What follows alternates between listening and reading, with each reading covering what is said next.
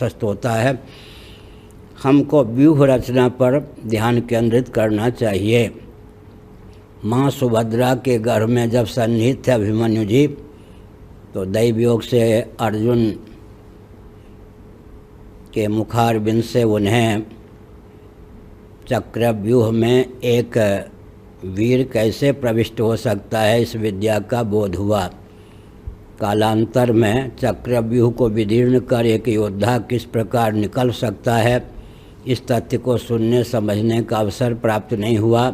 चक्रव्यूह में प्रविष्ट तो हो गए अभिमन्यु, लेकिन चक्रव्यूह को विदीर्ण करके निकल नहीं सके। जैसे अर्जुन में वह क्षमता थी कि वो चक्रव्यूह की संरचना भी कर सकते थे, चक्रव्यूह में प्रविष्ट भी हो सकते थे, चक्रव्यूह को विदीर्ण करके निकल भी सकते थे। कुछ महान भाव ऐसे हों जो परिस्थिति को समझकर चक्रव्यूह में प्रविष्ट होने और निकलने में दक्षता प्राप्त करें। मैंने 3 सूत्र दिया।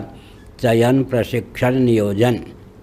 सूत्र शैली में जब कार्य होता है तो सफलता शीघ्र मिलती है।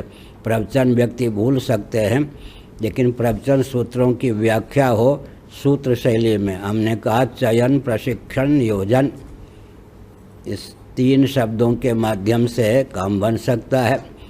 चयन, प्रशिक्षण, नियोजन।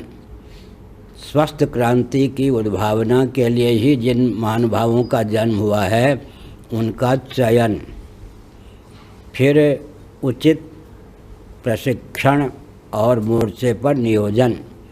चयन, प्रशिक्षण, नियोजन का कार्य होना चाहिए। मैं महाभारत और वाल्मीकि रामायण का अनुशीलन करके एक तथ्य उद्भासित करना चाहता हूँ। सावधान।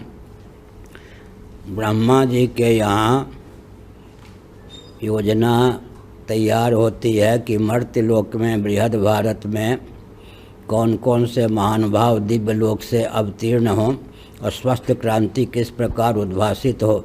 सारा कार्यक्रम ब्रह्मलोक में ही बनता है।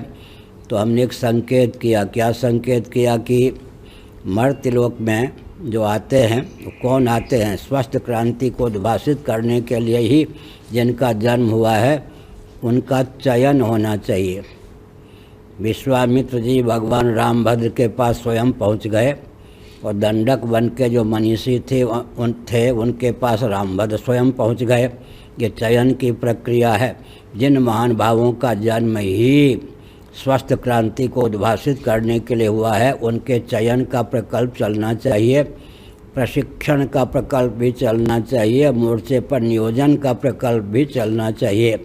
आप कह सकते हैं कि जो विभीषिका है इस समय प्रशिक्षण में अगर 15 साल हमने लगा दिया तो हमारा कुछ अस्तित्व और आदर्श ही नहीं बचेगा। लेकिन मैं संकेत करना चाहता हूँ, जिन महान भावों का जन्म स्वस्थ क्रांति को उद्भासित करने की भावना से ही होता है उनके प्रशिक्षण में कोई 50 घंटे 50 वर्ष की आवश्यकता नहीं है। पवन तनय बल पवन समाना, काचुप साधि रहे बलवाना, राम काज लगी तब अवतारा, सुनत भयो पर्वताकारा।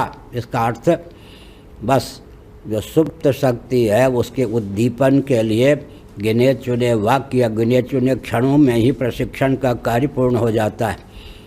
एक संकेत करना चाहता हूँ, भगवान स्वयं अवतीर्ण होते हैं श्री राम कृष्ण आदि के रूप में, तो सहयोगी के रूप में जिनको जिनको नियुक्त किया गया होता है वो भी अवतीर्ण ही होते हैं और समय पर वो मिलते जाते हैं।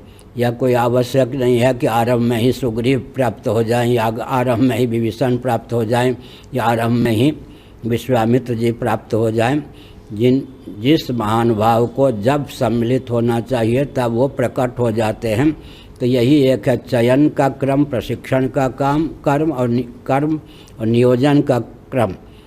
इसी प्रकार जो कारक कोटि के महान भाव होते हैं या जिनके द्वारा भगवान को कुछ कार्य करना होता है उनके सहयोग के लिए जिन जिन व्यक्तियों की आवश्यकता है वे सब के सब प्रकट होते हैं, समय पर जुड़ते जाते हैं। तो हमने 3 सूत्र दिया, चयन, प्रशिक्षण, नियोजन।